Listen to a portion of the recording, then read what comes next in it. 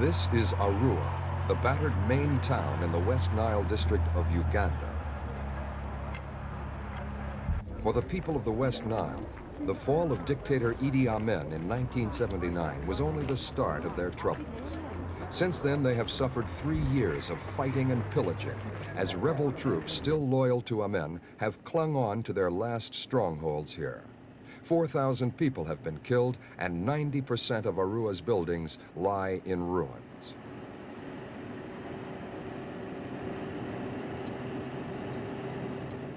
Today, the government in Kampala says its own troops have driven out the rebel forces for good, and refugees are returning in their thousands from neighboring Sudan and Zaire. Our film crew, believed to be the first to visit the West Nile for nearly a year, has been able to check out these government claims.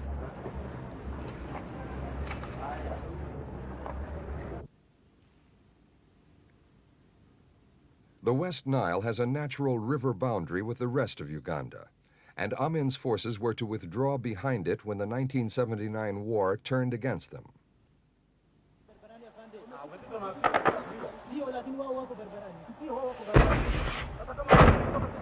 This was a typical encounter near Lira in central northern Uganda.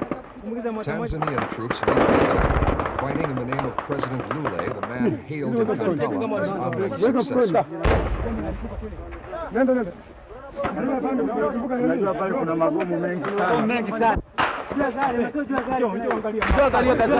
1979, the Tanzanian troops, supported by the newly formed Ugandan Liberation Army, were claiming total victory.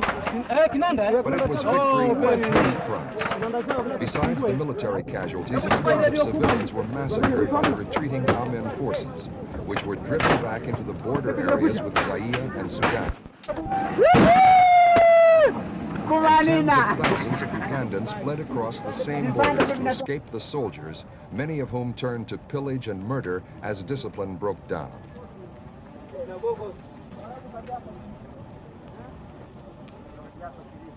The overthrow of Amin had not brought an end to Uganda's troubles. There were even reports that the tyrant was planning a counter-coup from his exile in Libya. This one is a Nubian, typical. To counter such threats, the Tanzanian troops stayed on. They finally pulled out in mid-1981.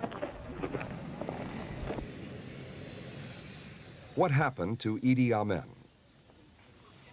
For 8 years, he had enjoyed total power. Once driven out of the country, though, his personal wealth was soon dissipated. First in Libya, and then in Saudi Arabia, he was reduced to living on the charity of his hosts. He has even complained bitterly that he can no longer pay his children's school fees. If it has been something bad, critical of me... To some people, Amin was an eccentric, a buffoon. But to many more, he was a dangerous dictator. Some say he should be extradited from Saudi Arabia and put on trial.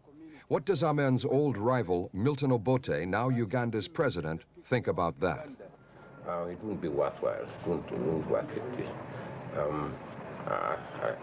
What do we do with him when he comes back? This is a murderer who has killed so many people. It would be difficult even to keep him in jail.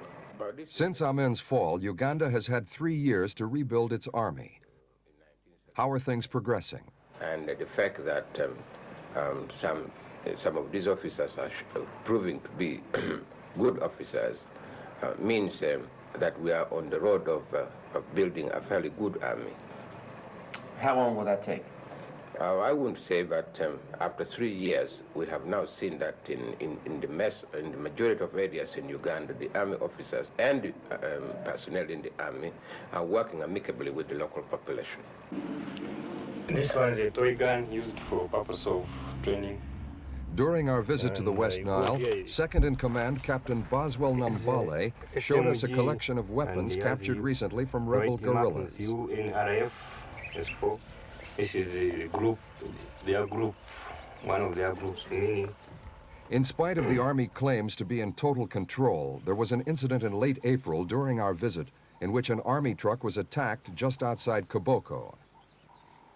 7 soldiers were killed and 15 wounded, so the government troops cannot afford to relax.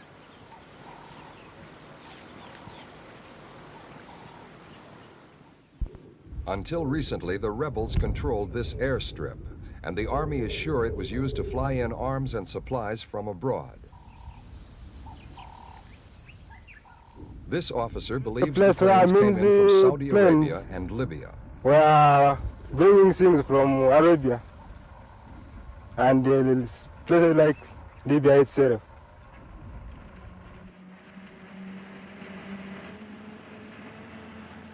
A major town close to the Zaire border is Koboko. This was Idi Amin's hometown, but now it too lies in ruins.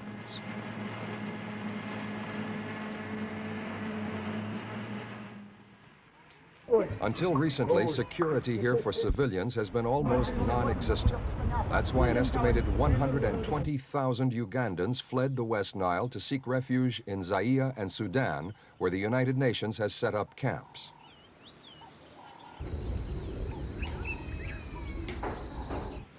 The first wave of refugees came with the 1979 war. More fled in October 1980 when the rebels returned in force. And there was a third big exodus in June 1981 when the rebels tried to take advantage of a mutiny in Koboko's army garrison. The troops had complained about the lack of food and pay over a 3-month period, and some went on an orgy of violence that surpassed even the excesses of the rebels.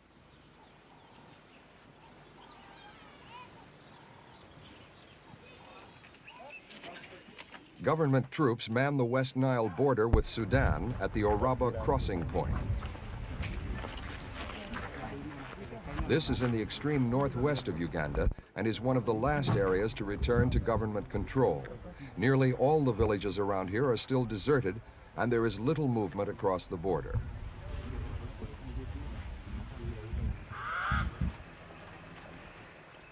There is a different picture on the Zaire border. Refugees are returning in steady numbers, making what is often only a short journey from the west. The same tribal groups are found on each side of the border, and many refugees have been given shelter by blood relatives rather than the UN agencies.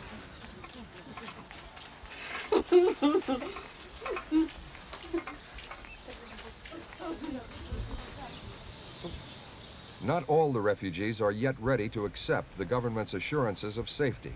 Many have vivid memories of a massacre at the Umbachi Roman Catholic Mission near Arua in June 1981.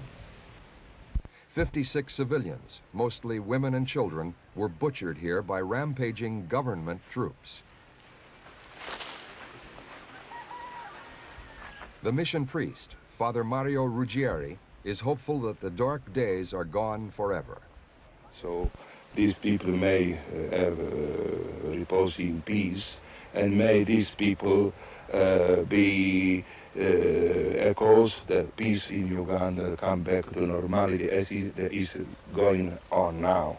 Because as far as I know now, the area is becoming normal. People are turning back from Zaire, and even are not afraid anymore of the soldiers because they are behaving properly. And this is what I like, and we are hoping that really normality may come, not only here, but all Uganda as a whole. Thank you. Peace for the West Nile and peace for all Uganda. The priest's hopes are shared by the returning refugees, many of whom heard the news of improved conditions in an unusual way. The army captured a small group of civilians and then sent them back across the border as messengers. Military commander for West Nile, Major Ogole, explains. We sent these people back in the mountains to go and inform the relatives who are being held illegally by the guerrillas to come back and resettle in their lands. So they went back, and within a day, we received over 3,000 people. They came with all their properties, the animals, they came with their the goats, cattle, cooking utensils, and so on and so on. But they had no food, so I had to keep them in my barracks with my soldiers. I fed them for 2-3 days. Asked the district commissioner and the Red Cross representatives to go and talk to them. They went, talked to them, we transported them to Red Cross camps, and later on the Red Cross took over the responsibilities of supplying them with the basic necessities. And when they realized that we are working, we are fighting for them, to liberate them, the story went all over the place. And so many civilians within that week started coming back. Major Ogole refers to the help given by the Red Cross, help which was welcomed in the recent devastating famine in Uganda's Karamoja region in the northeast. The International Committee of the Red Cross has had an 8-man team in Uganda and without doubt would have offered to help the returning families in West Nile. But suddenly, in late March, the Ugandan government told the ICRC to leave. We asked President Obote if they had been thrown out. The Red Cross out? No, we did not throw the International Committee of the Red Cross out of Uganda. We did not. In any case, also, it's not absolutely true to say that they were the motive force in getting the people to come back. What we have done with the International Red Cross is to make arrangements for them to come to Uganda through their regional office in Nairobi. This regional office serves the whole of East Africa. We do not want a continuation of emergency relief aid, because we want the people of Uganda to start, after 3 years of liberation, to start producing the basic commodities themselves and not to depend on things like food coming from outside Uganda.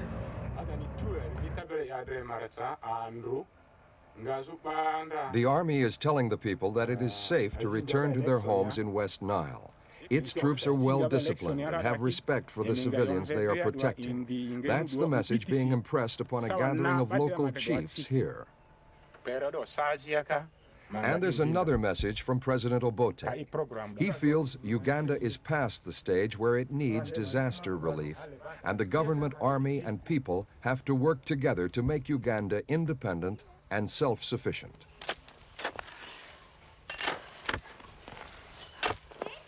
It should be possible. West Nile, like much of the country, is highly fertile. Uganda used to be known as the Pearl of Africa because of its natural riches. Unfortunately, Uganda is a country of rampant inflation, with recurring shortages of commodities like sugar, salt, soap, and gasoline. These problems are major headaches for the government in Kampala. But out here in West Nile, the returning refugees have other priorities, like building a home. Self-help and subsistence farming lie ahead for these people. But if the government and the army can guarantee lasting security, they will be well satisfied.